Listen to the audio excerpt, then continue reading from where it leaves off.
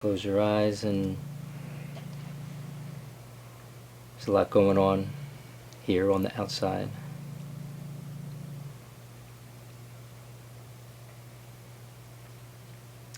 But let's take a few moments to check out what's going on the inside. How is the actual breathing? It's just continuous circular breathing? How do you do it? So you can move more air that way into the chest, so it's not a belly breathing. Breathing into the chest tends to activate feelings. Breathing into the belly tends to calm you down a little more. I'm putting a little more effort into the inhale and not blowing the exhale. So the exhale's more of a relaxed letting go. And then I'm trying to connect them, right? So I don't want to have pauses at the bottom or the top. And sort of in my awareness, I'm imagining like a loop, like a circle of breath that's continuous, like that. Which was my jaws would get clenched and I get very, very tingly, which was really annoying. Is there a reason for that? That you know of? Too much oxygen or something? Will you recall that tetany? Yeah. And, our belief is that it's just showing you where you hold. It's armoring, it's blocked energy. And it's a chance to, it's like biofeedback, right? Where you don't even know you're holding until it gets pointed out to you. So that sensation, in a way, can be used as to go, wow, look how I'm holding myself here. And if it feels like you could use help, then get one of us over and we can give you some physical work to help with that too. Okay. But it's a good question, and in general, way to handle those kind of experiences. Basically want to feel whatever's happening, let it happen. If you can have more of it happen, have more of it happen. Just go with it and allow. So that applies to everything today. Breathe until you're surprised. Yeah, I remember that one too. That's a good one. That's a good one. Yeah. Well, these are actually, if you do a workshop with Stan Groff, doing holotropic breath work, that's pretty much the direction you'll get. Breathe faster and deeper, breathe until you're surprised. We are trained also in noticing ways in which you resist. So, we have our inner healer, but we also have, as Ted terms it, the inner resistor. So sometimes little tricks can help you to kind of go past those walls where you're stopping your own energy flow, but you're not really conscious of that you're doing that. Just close your eyes and just bring your focus to your breath as a way to do that.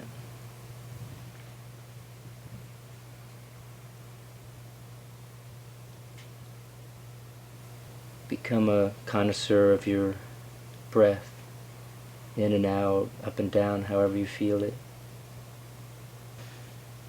And just bring your focus to your breath as a way to do that. So in here is where everything really happens. And then we tend to project it out into the world and think it's all out there, but what's really important is what's happening within. It's really the source of feeling good or bad. Keep refocusing on your breathing, the freedom inside, the boundarylessness inside, and the source of direction and knowing inside. And just trying to make contact with that source of direction and see what it is you're here for today. I really want honesty and people to feel that they can tell me what their truth is instead of running from me. All my life I've always thought I knew who I was, and I keep discovering that I really don't, and that there's a lot more there. It always helps me to get in touch with some strong emotions that I usually don't have access to on a day-to-day basis. Kind of the breathing and the music unblocks a lot of things that may be going on in my life that I may not be aware of. What's up for me today is my mom died on Christmas Eve, just past year, after a very long illness, and I've been experiencing just a lot of sadness around it. So I just like going deeper and deeper. Ted, tell me, is breathwork new? I mean, where did it start? My understanding is that this way of doing it sort of evolved in the 60s, and this has been going on probably 40,000 years since the first shamans kind of emerged. It's been done through substances, all around the world. There are different plants that grow that'll help people shift their consciousness.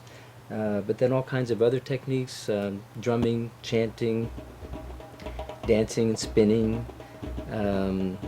Pain is used, temperature extremes, sleep deprivation, sensory deprivation, which is an interesting one because in this culture we call sensory deprivation a technique.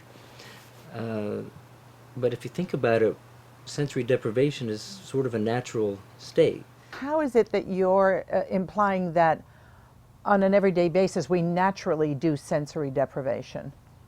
Well, in this culture we don't. We're very addicted to sensory input. So from the moment we get up to when we go to sleep, we tend to be bombarded by all kinds of input, and if we're not, we're uncomfortable. We have to grab an iPod or a magazine or something to occupy our mind. So one way to access that is to stop all that bombardment and do sensory deprivation. To me, it seems that the human being has a drive towards that, and if you don't inhibit that drive, it'll happen. But we live in a culture that stops it. It kind of keeps us in a, not to get overly political, but in a mode where we're dissatisfied, and it turns us into consumers. But it does prevent us from connecting with a source of happiness or contentment that's just naturally within us. In our society, if you look at the evidence is we steer away from that. Where do you see that as a natural inclination? The thing is, when you start to open up access to what makes us more whole, it can become scary. You encounter the shadow, you encounter the things that without the proper understanding we will tend to avoid or run from. But I think underneath we all want to be whole. Jane, we talked about the psychological impact of breath work and the breakthroughs that people have, but you also pointed toward a spiritual connection. So what kinds of experiences have people shared with you on their spiritual expansion?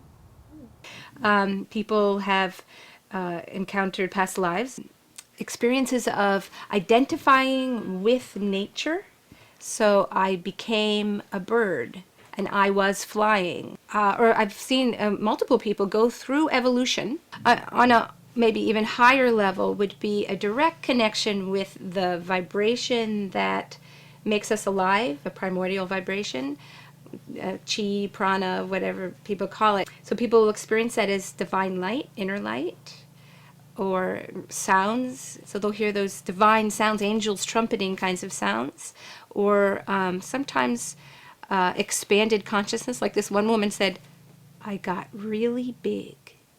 And I said, I know what she's talking about. It's a very simple way of saying expansion of consciousness. Something like that. I want one of those. Prayers, poems, comments, thoughts to kind of... I have a poem. Yeah, please. It's called Sight. Close your eyes. Look into eternity. Where you have been and where you are going are the reasons that you are here now. You are a time traveler. Your soul is your time machine, carrying you on the journey of your life. How many lives? 1,000,000 yesterdays, 1,000,000 tomorrows. What does it matter to you now? You only have this moment. Live it fully as it dies into the next moment. Mourn not its passing, knowing that it too has had its purpose. Thank you.